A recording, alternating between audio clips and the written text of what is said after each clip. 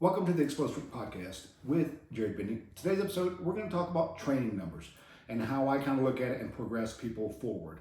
But first, for those of you who saw that now I'm offering online training I posted it on Instagram and copied a link or whatever. It's not cheap, but it's going to give you results that you want, maybe help you understand. Gives you a chance to talk to me. Got a guy from Australia, Virginia, and Washington just right off the bat. And I didn't post any details about what it is. I want to watch videos of how stuff's done. If stuff's going wrong, if you got a belt, we'll take that off. Narrow your stance or whatever for your squatting. Work on where your elbows are placed when you bench. My goal is to help people. And it's limited spots. I'm not trying to be world famous and trying to do everything I can. I'm not going to hire an intern to do this stuff for me, because it takes my time. I got to WhatsApp to communicate with some guy in Australia. Send me videos of his son benching, squatting, doing different exercises, press downs. Going to change the way he does press downs. Going to change the way he jumps, and things like that. It's designed for me to sit there. It's going to take my time during the day, write back, communicate, phone call I like. That's why I got the WhatsApp. That way I can call. It's a lot easier for me to see a video call. Now we can discuss and talk about it instead of just back and forth. It's not like a program. All right, here's 6 weeks. Go. Good luck with your life. No, if day one, I usually will send it out week, so you get workouts for the week. But then during that week, if your numbers are messed up or something's not going right, call me. We'll make adjustments just like I do at the gym. And that's what I want to go over with today is how this guy went from missing 260 he only got 260 for 2 to get 270 for 3 within the same month period. So that's what I'm going to do for these people. Like if I can get a kid to go up 8 inches in his vertical in a couple of months before season, they're going to run fast. I'm trying to make these other kids, I'm trying to train a limited amount of people to give them the same experience the kids get within the gym. But the price online, people may look at it and go, whoa, but guess what? That's how much the kids are paying to come to the gym.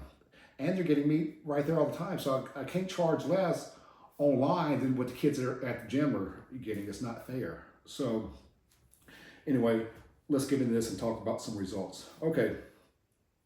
So on 10-2, this guy, he did 250 for 3 sets of 3, and he had 260 for a set of 3, but he only got 260 for 2. Okay, and then I got some stickers covered up here. Can't see. And so I gave him if I could peel this back, I gave him a 5x5 at something. He went 4 his first set, 5 his second set, 4 his third set, and 3 his fourth set. So 4, 5, 4, 3.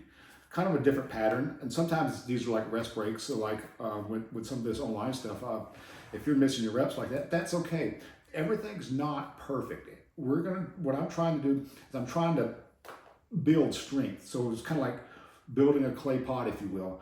You're going to throw this crap on the spin wheel, make a mess out of it, come back, clean it up. So the next time, 10-4, so 5 days later, gave him the same weight to see what we could do with it.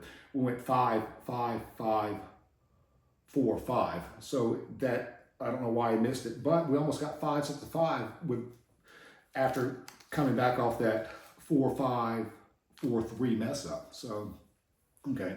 So we cleaned that up a little bit. Then I went away from it. So sometimes I'll make a mess, I'll go away from it, kind of like you write a paper, whatever in school. You jot it all down, you leave it alone for a little bit, you come back, oh, okay, I should have said this or done this better, whatever. So we go away for it. And we went 235, 250, 260, and try to get 260 for sets 3. He got two threes. Well, the next time I tried to see, okay, I'm trying to get him to bench 315. And to bench 315, we have to work our numbers to where we're getting 265 for sets of 5, maybe 280 for sets of 3, maybe a set of 4, somewhere around there. And so I know what numbers we got to hit in order to get to where you want to go. And I would say about 98, 99% of the time, once I get you to a certain weight, I know where your max is going to be at. Just like when I go to competitions for powerlifting, I got to call these numbers. And that's why we're monitoring numbers, looking at this all the time. We're not just shooting in the dark. Oh, let's just go work up to a, remember, I'm doing brief maximum tension. That's our maximum effort. I'm not just, okay, we'll work up something heavy this day and move on. That's not how I write my programs. I give these people specific numbers to hit.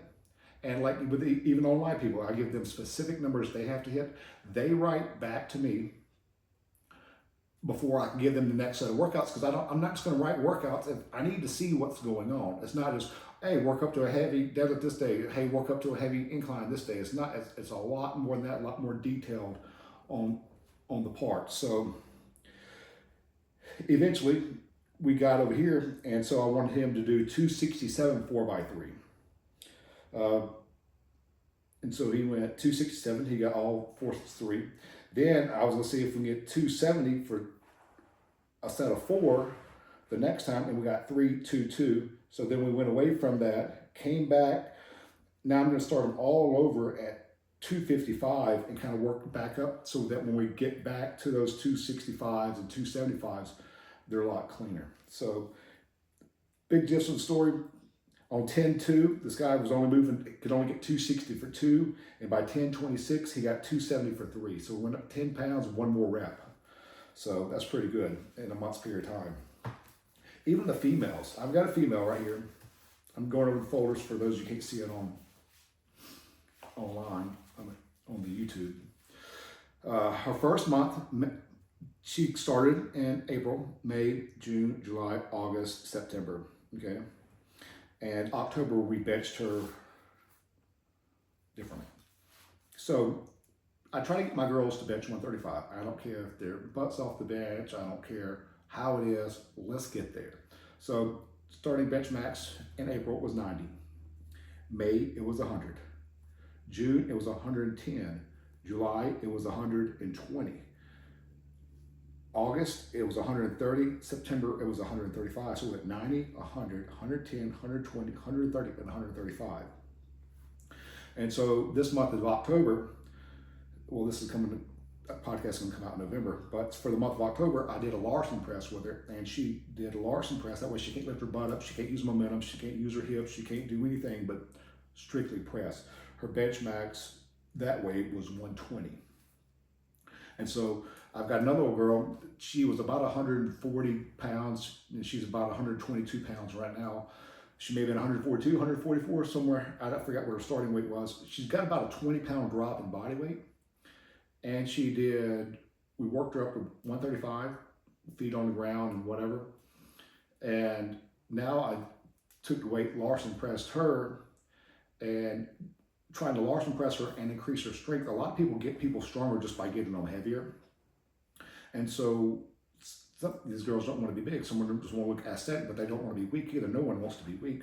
So what I did is put her on a diet so that we could lose weight and gain strength at the same time. And so she went from doing feet on the ground, press 135, comes back, does a 115, maybe 110 Larson press or whatever. So she was 140 pounds, 135 feet on the ground, Larson press, same body weight, roughly 110, 115 pound max. I don't think she did 120 like this girl. And so no leg bench, Larson press, and went down 20 pounds of body weight. So went down to 122 pounds, and she benched 135, no legs. So that was pretty impressive. That was able to increase her strength. A lot of times when you decrease your body weight, you lose a lot of strength, but was able to increase strength and lose body weight at the same time. So that's what I'm going to try to do this girl. So what day is it even written in here? Yep. On 10-9, so October 9th, she did a 120, write this down in her folder so I don't forget it. She did 120 Larson press. And the other day, she was able to get 110 sets of 3 on her bench. So she's actually progressing pretty quick. I actually had her do 107 for sets. I can do 112 for sets. I got little plates at the gym to where I can go, instead of going 105 to 110, I can go 107. I'm trying to press. I'm trying to get a mess of the numbers so I can see kind of where we really are. Because if I can if you're always getting your reps, I kind of don't know where to go and what to do with what you got. So with 105 pounds, she got them all clean. With 107, she started messing around and messing up. So that's kind of the sweet spot. So once I kind of know, if you heard me in the previous podcast with the 5% method and things, then you can really start grinding. But sometimes people, their adaptation rate's a little quicker than others. This girl adapts pretty quick. So it allows me to individually adjust numbers for her based on off of her adaptation rate and not just a hardcore percentage or anything else like that. It's all based on how she writes her numbers back to me. So that's pretty good. 10 pounds, almost improved 10 pounds per month on her bench press for a high school freshman female. So not even an older girl. And this kid right here, his dad came to me, talked to me several times. Was just really worried because you always get burned out on people falsifying this. Hey, I say I do this, I say I do that. You know what? This month I went and bought a whole new throwing system to where I got some guys that are in the MLB, and we're gonna try to get them to, they know their throw deficits. So like you got jump deficits, you got strength deficits. They're throwing, so this guy knows if he can pull down at 105 miles an hour, his off the mound will be 100 miles an hour. So whatever he pulls down, he knows that his off the mound speed's 5 miles an hour or less. And got another guy, whatever he pulls down, he's throwing speed's almost the same. So we're trying to increase these. So I had to get a system that can read 100 miles an hour, and I also wanted to know precisely, is it 100.2? Is it 100.8? Because sometimes if you were to, for those of you who have the jump mats, if you're just out there jumping with a jump mat and it says 29, and you're like, oh, okay, next time it says 29, it's just a flat 29. It's almost like jumping on the Vertec.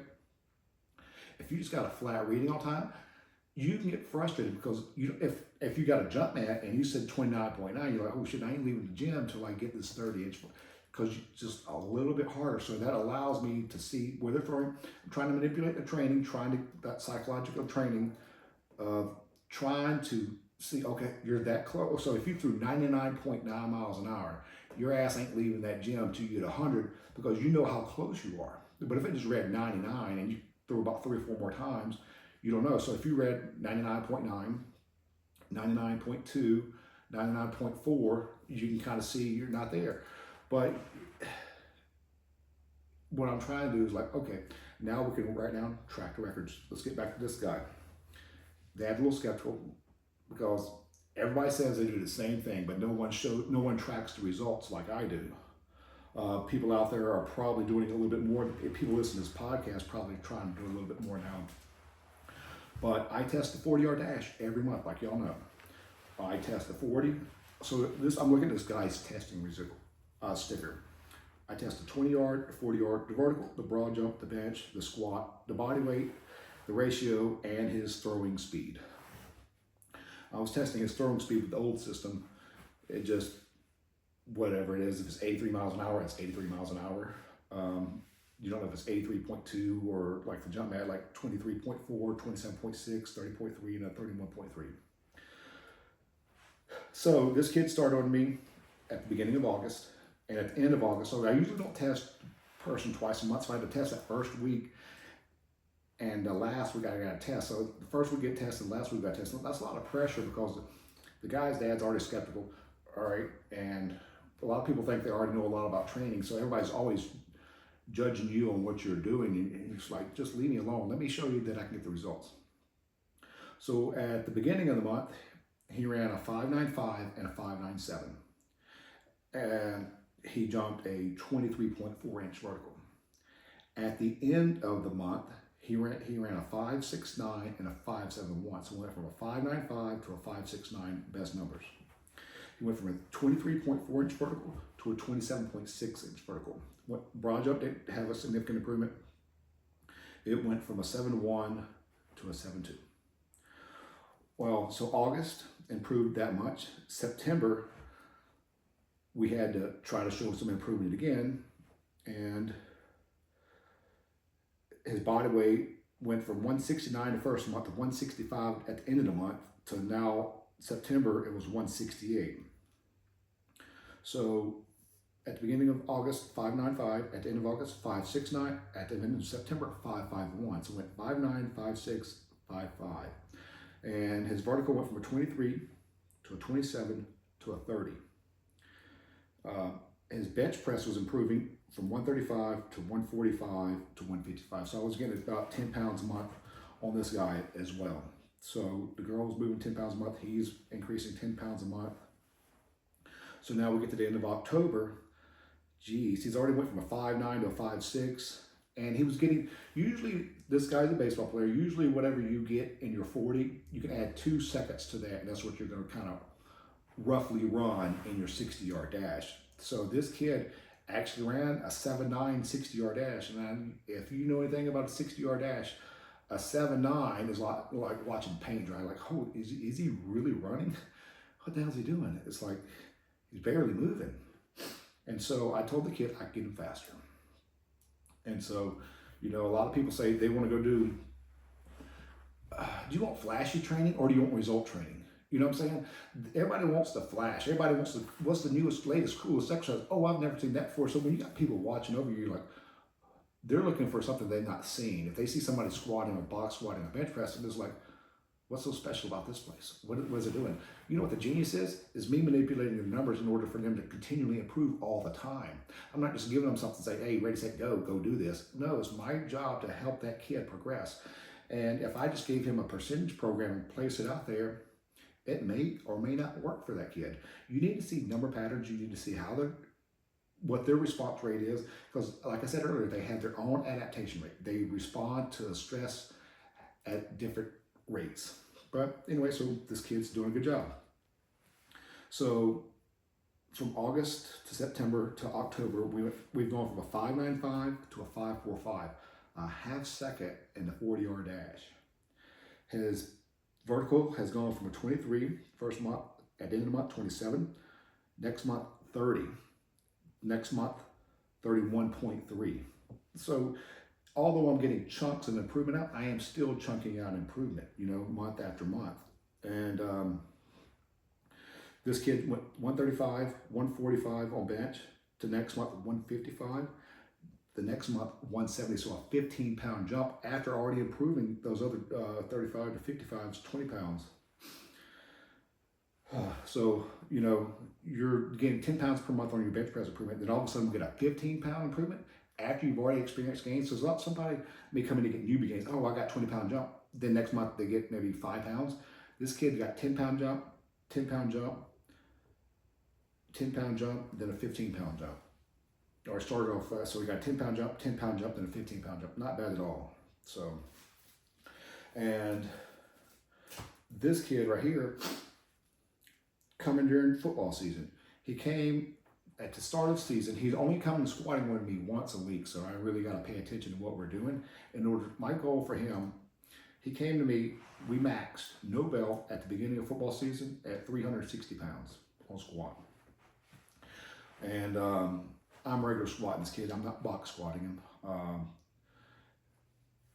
Just because I'm trying to see if I can get his regular squat to 405 at the end of the season. We come back out of season, we start box squatting. What kind of chunks of improvement are we going to get with our running speed? So anyway, this kid's last squat day was on 10/29. It was Sunday. So the Sunday before that, 10/22, he squatted, oh, he didn't write down his speed on it, so I can't tell you what the speeds were. The last month at 335, he wrote down the speeds, which was a 6.3 and a 6.4. He did 350 for a set of 3. He did 340 for sets of 3. So based off of what his speed is at 335 for that number, he's probably already about a 385 bench. Season's about to end. I don't know if we're quite a 405. I put a belt on, I can get 405, but that ain't what I was trying to do. But he also missed 2 weeks at a time, so he squatted twice in 1 month. But the big thing is, if he's squatting 350 for 3, I wish I had this stupid speed so I could give you a better understanding of where he truly is at. His 350 for 3 lets me know that his max is not 360 anymore. So he's probably 375, 385, especially if he's moving 335 at a 6'3" and a 6'4". So anyway, I didn't get a whole lot to show or talk about that kid. But this kid came to me, and he started off at a 28-inch vertical. And I got him to jump a 28 or 29.4. He jumped 28.6 unloaded vertical, no weights. And before football season, he went from 207 body weight to 218 pound body weight. And he went from a 28.6 inch vertical with no weight to jumping a 29.4 inch vertical with 30 pounds in each hand. And so he's had some bumps and some bruises along the way. So those are just some of the numbers, some of the improvements, and trying to get the first guy I talked about that was missed 260 for 2 and he got 270 for 3 by the end of the month. He's 50 something years old and he just wants to bench 300 to 315. That was all his goal was. We started off at 205. So not even if you're older, you can still get the gains. I think I had someone last year message me, "Hey Jared, on this age, you think I can still bench 400 or maybe even 500?" I think you can if the dialing of the training's right and the accessories right and the stuff goes.